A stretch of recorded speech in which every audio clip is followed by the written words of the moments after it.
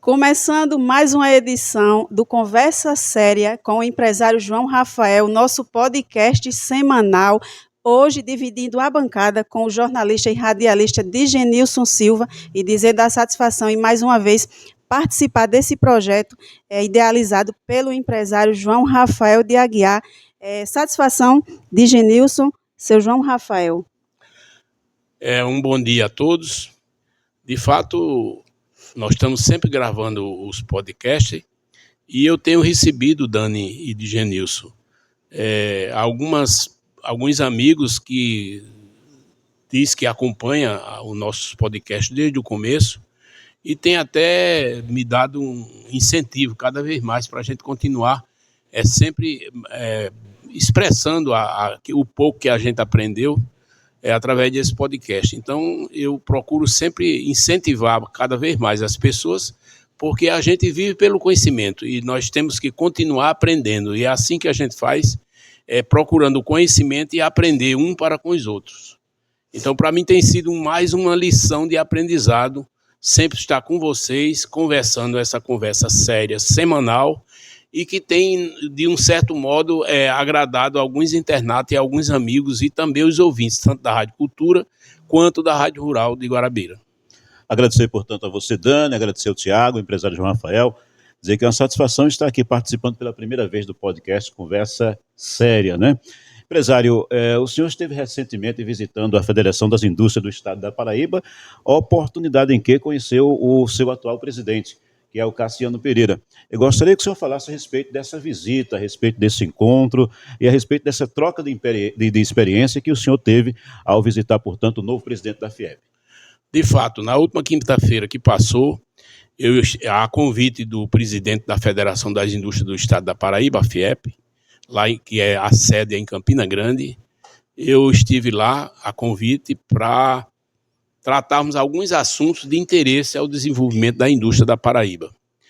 E fomos eu, meu filho, João Rafael Filho, e Jarbas de Lucena Aguiar, acompanhado pelo radialista Fernando Carvalho, e lá estivemos uma conversa muito boa, mais ou menos de 1h30 de duração, e para mim foi um motivo de satisfação, porque a gente sabe da importância de estar sempre ligado com os órgãos, principalmente aqueles órgãos do qual nós somos afiliados.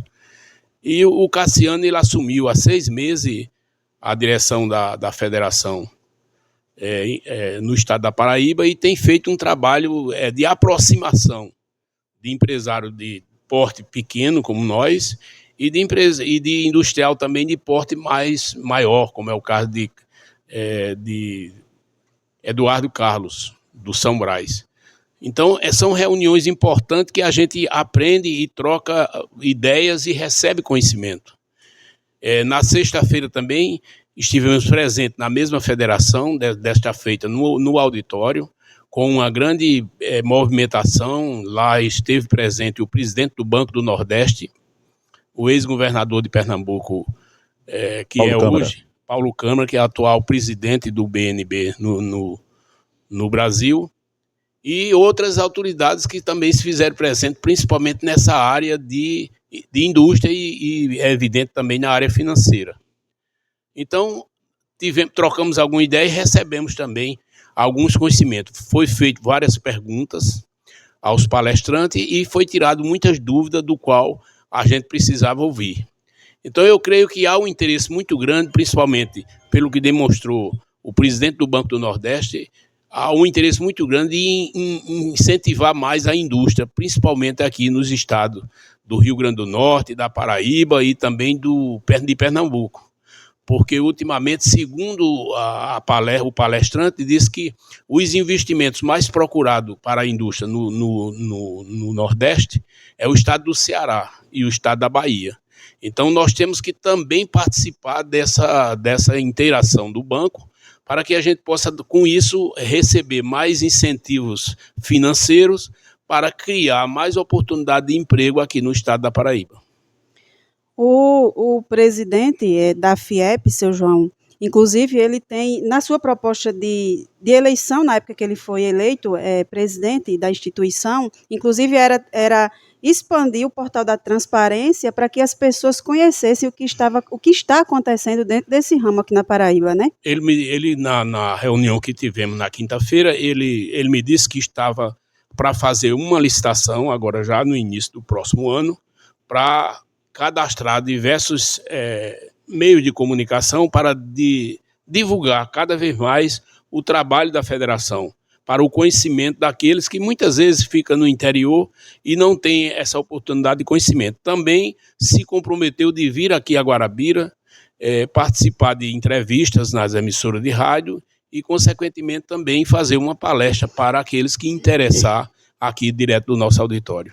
Agora, empresário Rafael, no setor têxtil, como é que está, portanto, a indústria aqui no estado da Paraíba, a expansão, na verdade, desse setor, que é um setor que o senhor faz parte, que o senhor domina, principalmente aqui no âmbito da nossa região do Brejo Paraibano?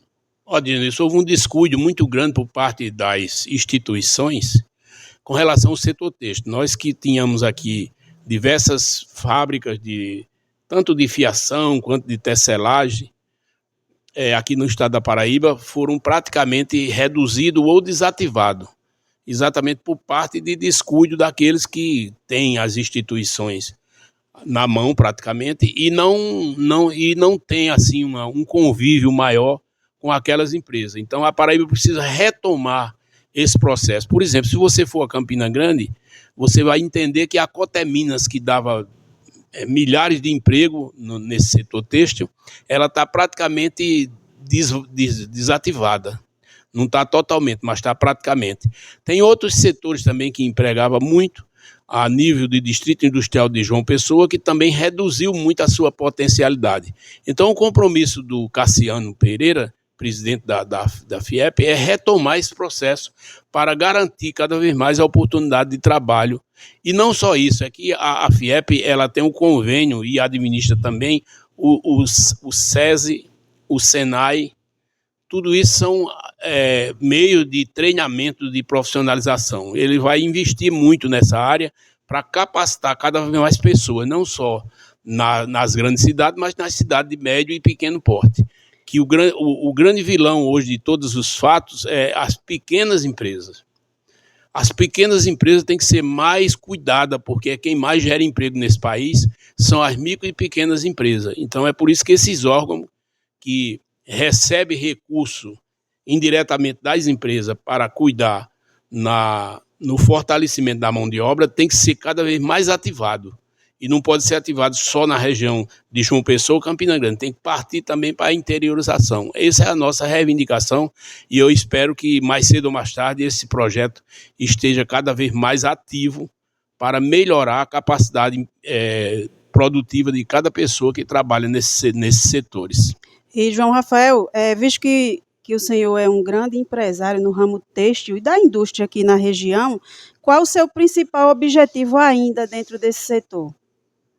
Olha, eu espero que os governos comecem a pensar em projetos futuros, porque hoje existe um mediatismo, tanto da área do governo federal quanto do governo estadual.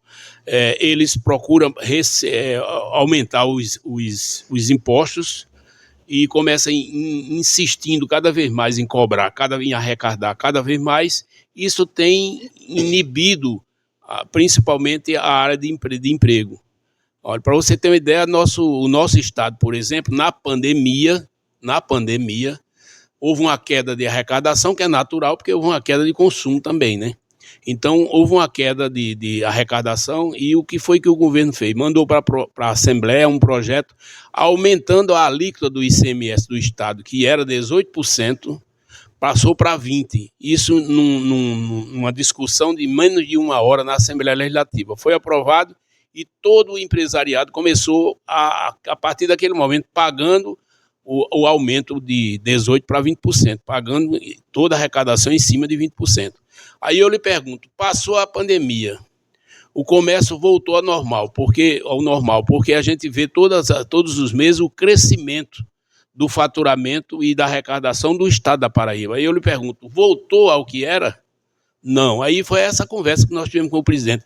Por que não voltar ao que era? Se tiver outra pandemia, vai aumentar para 25 e não volta? Quer dizer, passou a pandemia e ninguém se cuidou em voltar, pelo menos ao patamar anterior, só se pensa em arrecadar. Não pode ser assim. Eu acho que tem que procurar também um meio de fortalecer, principalmente os setores que emprega, para poder ter condição de competitividade, porque nós estamos hoje num mercado globalizado, e esse mercado globalizado você compra o que você quer, hoje via internet, e você compra em qualquer lugar do mundo. Compra o que quer e de onde quer, compra o que quer e de onde quer, então você tem que ter também competitividade aqui dentro do Brasil, para você não perder emprego, porque é muito bom se comprar lá fora barato, uma hipótese, que eu não sei se é barato, mas vamos dizer, você quer um artigo e consegue mais barato, mas tem que pensar no emprego aqui dentro. Então, os governos não podem pensar só em recolher imposto e de aumentar os impostos. O governo tem que... Olha, você vê o exemplo, foi o governo anterior, o governo federal. Baixou os impostos em 32% e aumentou a arrecadação. Quando saiu, deixou um caixa com mais de 50 bilhões de reais. O governo que assumiu aumentou os impostos, aumentou mais de 10 tributos diferentes, aumentou os percentuais dos impostos e o déficit é superior a 200 bilhões de reais.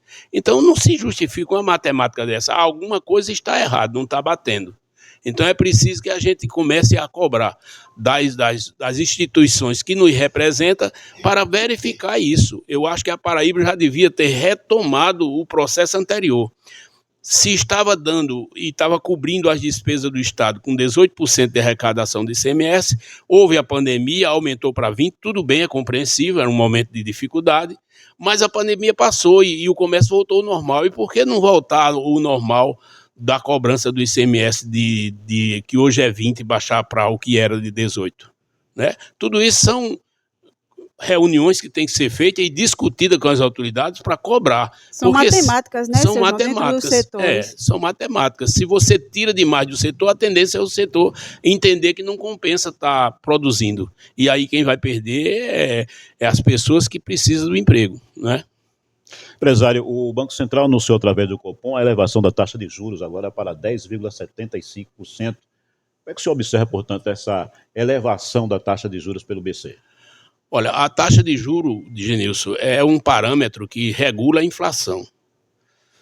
Se há sinais e há tendência, e nós estamos vendo que principalmente os alimentos estão praticamente dobrando de preço, há um aumento muito acentuado nos alimentos, não todos, mas alguns alimentos têm subido muito, então é necessário procurar meios de reduzir essa situação para não ter a dificuldade da inflação, porque na inflação todos perdem.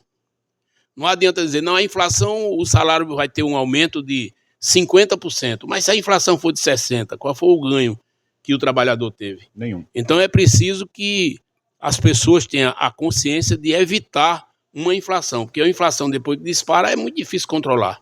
E governo nenhum tem condição de controlar a inflação, a não ser com uma política de juro, para evitar o alto consumo. Então, se conseguir manter uma taxa de juros equilibrada, todo o empresariado tem que se equilibrar também para não se endividar. E aí, não se endividando, também não vai estocar, porque não é interessante para nenhum empresário hoje manter estoque alto. Tem que manter um estoque rotativo. E é por isso que o Banco Central tem tido esse equilíbrio, eu não sei até quando, mas esse presidente que tem aí, ele tem um pulso firme. Mas ninguém sabe o que vai assumir a partir de janeiro, se vai ter a mesma política ou se vai obedecer os caprichos do Ministério da Fazenda. Porque o Ministério da Fazenda, ele é um órgão que só pensa em arrecadação. Então, para tudo que arrecadar, para ele é melhor. Então, o que é que o Ministério pensa? Baixar os juros no intuito de haver uma procura maior do capital, porque todo empréstimo que a empresa faz em uma rede bancária, primeiro, tem a determinação do Banco Central e você é obrigado a pagar um imposto chamado IOF. E esse IOF vai direto para o caixa da Receita Federal, para o Ministério da Economia. Então, com isso, aumenta a tributação. É tanto que o o país todo já apelida o ministro da Economia como da taxa, porque ele taxa aqui, taxa ali, o problema é só aumentar a tributação. Ninguém pensa no desenvolvimento, não estão pensando em crescimento, estão pensando no imediato. Então, dizendo isso, eu acho que, na minha concepção, eu torço que o Banco Central mantenha a sua independência e tenha sempre o discernimento de manter um equilíbrio para não termos uma inflação, porque a inflação corrói toda a economia de qualquer cidadão, principalmente daqueles que trabalham. É quem mais paga o preço. E ainda, dentro dessa temática de economia, indústria, as contas não batem também aqui embaixo. Semanalmente nós vemos a disponibilização de várias vagas de emprego, mas como a gente já tinha falado em outros momentos, seu João, falta mão de obra, né? Falta mão de obra. Olha, precisa no mercado, em todas as cidades do interior, principalmente, precisa mão de obra de pintor, de pedreiro, até de servente de pedreiro, precisa-se de ceramista, de carpinteiro. A construção civil está praticamente parada em determinadas áreas por falta de mão de obra. Às vezes aparece o emprego, mas em compensação existem duas coisas que atrapalham o interesse do trabalhador. Qual é? Primeiro, ele não tem um incentivo para aprender a qualificação para ter facilidade de conseguir o trabalho. Segundo, o governo federal cria a Bolsa Família, que é uma necessidade para as pessoas que não têm renda ou que são de baixa renda, mas ao mesmo tempo ele diz, olha, se você arranjar um trabalho e assinar a carteira, eu corto a Bolsa. Aí o cara fica sujeito a viver o resto da vida com um irrisório valor de R$600. Quer dizer, era para ser o contrário, era para a Bolsa ser dada às pessoas que ganham até um salário mínimo, para incentivar o trabalho e, ao mesmo tempo, custear meios de profissionalização para a pessoa crescer no trabalho. Mas não há esse tipo de incentivo. Eu lamento muito que essa política está completamente na contramão da história e não vejo a curto prazo nenhuma possibilidade de retomada do crescimento positivo nessa nação. Digamos que a economia brasileira seja uma engrenagem que mexe em todos os setores, desde aqui embaixo, né, com certeza, na base, principalmente a base. Quem mais paga imposto é o trabalhador que ganha o salário mínimo, porque tudo que ele ganha, ele gasta na hora que recebe o salário. Ele vai para o supermercado, ele vai para a farmácia, ele vai para determinados locais e investe todo o seu capital. O cara que ganha R$10.000, R$15.000, ele tira ali 30% para suas despesas e o resto ele investe. Então, é uma dificuldade muito grande para as pessoas que recebem o salário mínimo, isso a gente sabe. E não há nenhum incentivo da parte do governo. Aí, pelo contrário, o governo incentiva você não conseguir um trabalho ou você fazer bico. Faz um bico ali, faz um bico acolá, para não assinar a sua carteira, para você não perder aquela rentabilidade de R$600. Essa política não pode bater, essa política está errada. Não precisa ser economista, mas qualquer pessoa que tem bom senso entende que essa política não está correta. Tem que manter os R$600, tem que manter para as pessoas que não têm salário ou que têm baixa renda, mas tem que dar um meio para aquelas pessoas saírem dessa dificuldade. Empresário, estamos caminhando aí para o final de mais um ano, né? Está chegando aí o final do ano. E qual a perspectiva, no seu ponto de vista, na sua avaliação, para o aquecimento das vendas do comércio, para as vendas de final de ano? Há uma perspectiva positiva, digamos assim, para esse final de ano 2024, nesse sentido? Olha, todo final de ano você sabe que há um aquecimento de vendas. É preciso que os comerciantes, os lojistas, se preparem com estoque, um certo estoque, uma certa quantidade de surtimento, para aproveitar esse período que geralmente gira mais negócio. Agora, ao mesmo tempo, o trabalhador tem que ter muito cuidado no sentido de não se endividar demais. Porque o que mais faz endividar as pessoas é uma promoção. Você passa numa loja e tem lá uma promoção. Era 90, agora é 60. Você às vezes nem precisa daquele produto, mas como você, na sua concepção, acha que ficou barato, aí você compra e geralmente parcelado no cartão de crédito. O cartão de crédito tem que ter muito cuidado com o cartão de crédito, porque o cartão de crédito é um objeto que você tem no bolso para você comprar o que você não precisa com o dinheiro que você não tem. Isso é um perigo para as pessoas, porque cabe no meu orçamento. Sim, mas quando você faz 1, faz 2, faz 3, e o problema é que a longo prazo ainda fica pior, porque você compra em 10 vezes. Todas as lojas praticamente estão dando 10 vezes no cartão. Isso é para chamar o cliente. Que parece bom, né?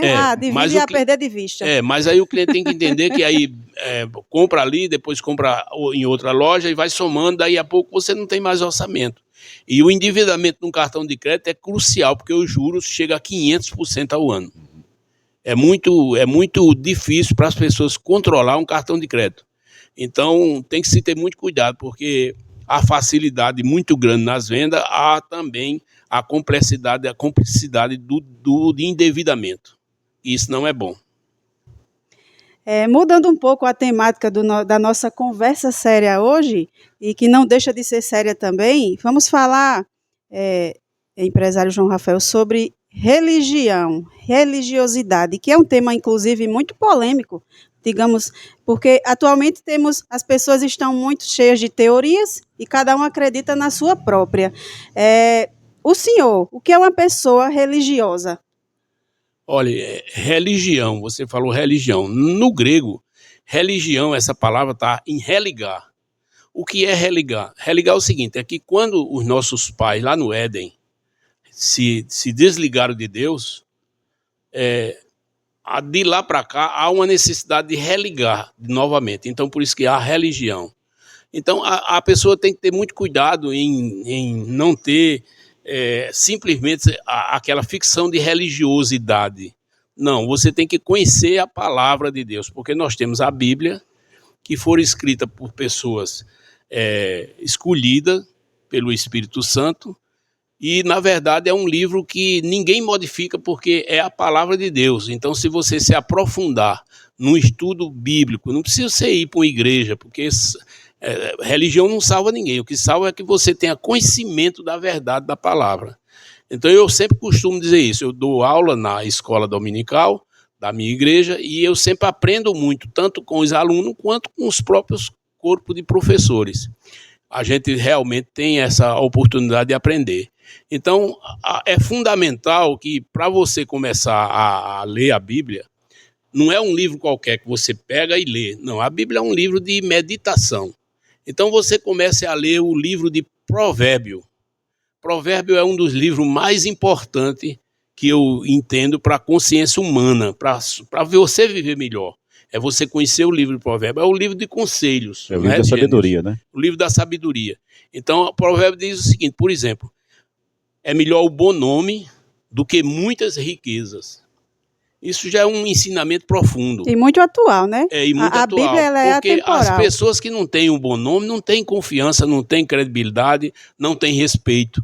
Então você tem que zelar pelo nome. Isso é muito importante, zelar pelo nome. Então o conselho que eu dou sempre a qualquer pessoa que me pergunta é que você deve se aprofundar no livro de Provérbio para você entender um pouco o que é a palavra de Deus. Começando no livro de Provérbio, você pode também ir para o livro dos Salmos. São 150 livros de Salmo. Olha, na minha concepção, cada um é um poema, cada um é um conselho, e grande conselho de vida. Se a gente tiver essa consciência de estudar sempre esses livros, não precisa você estar todo dia na igreja, não. Você vai quando você quer, na verdade, porque é importante ir para a igreja, porque eu não conheço ninguém que possa aprender a ler sem ir na escola. Então, para você aprender também a palavra de Deus, você tem que ir para a igreja, seja igreja católica, seja uma igreja evangélica, você tem que ter aquele objetivo de alguém ensinar.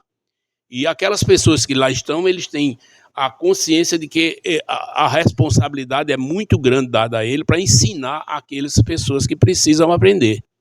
Então, por isso eu digo, é importante você meditar na Bíblia, principalmente nesse livro, Provérbio e Salmo, é muito importante para a vida humana. Que salmo desses o senhor destacaria? Eu medito muito todos os dias no Salmo 23, mas eu gosto de meditar no Salmo 91, porque o Salmo 91 é um poema do início até o fim e um conselho. É uma lição de vida para qualquer ser humano. E, inclusive, o Salmo 91 será recitado e apresentado logo mais ao final dessa conversa séria. E, aliás, Digenilson e João Rafael, já falo e apresento para vocês o nosso canal, o novo canal no YouTube, Podcast Conversa Séria. Você já pode se inscrever, ativar o sininho e receber todas as notificações semanais das nossas conversas com o empresário. É muito importante. Então, Digenilson, hoje ela vai recitar o poema do Salmo 91 pela professora e jornalista Dani Souza. Muito bem. Vamos acompanhar, que é muito importante esse salmo. Então, agradecer, né? Portanto, ao empresário Rafael, por mais esse podcast, Conversa Séria, trazendo os seus conhecimentos aqui semanalmente, através, evidentemente, aqui do podcast, retransmitido pelas rádios Cultura e Rural de Guarabira. Eu que agradeço, Genilson, Dani, Tiago, Marcelo, estar aqui presente e dizer que é uma satisfação sempre estar aqui para a gente aprender uns com os outros. Isso é muito importante. E para fechar essa edição, minha frase mais nova: muito obrigada pela oportunidade. Que Deus abençoe. Um abraço. Salmo 91. Aquele que habita no esconderijo do Altíssimo, à sombra do Onipotente descansará. Direi do Senhor, Ele é o meu Deus, o meu refúgio e a minha fortaleza. Porque Ele te livrará do laço do passarinheiro e da peste perniciosa. Ele te cobrirá com as tuas penas e debaixo das tuas asas te confiarás. Sua verdade é o teu escudo e broquel. Não terás medo do terror da noite e nem da flecha que voa de dia, nem da peste que anda na escuridão e nem da mortandade que assola ao meio-dia. 1000 cairão ao teu lado e 10.000 à tua direita, mas não chegará a ti. Somente a tua verdade contemplarás e verás a recompensa dos ímpios. Porque só tu, ó Senhor, és o meu refúgio. No Altíssimo fizeste a tua habitação. Nenhum mal te sucederá, e praga alguma chegará à tua tenda. Porque aos seus anjos ele dará ordens ao teu respeito, para que te protejam em todos os seus caminhos. Eles te sustentarão com as suas mãos, para que não tropeces teus pés em pedra. Pisarás o leão e a cobra, calcarás os pés do filho do leão e da serpente. Porquanto tão encarecidamente me amou, também eu o livrarei. Pô-lo-ei em retiro alto, porque conheceu o meu nome. Ele me invocará e eu lhe responderei. Estarei com ele na angústia. Dela o retirarei e o glorificarei. Fartá-lo-ei com longura de dias e lhe darei a minha salvação.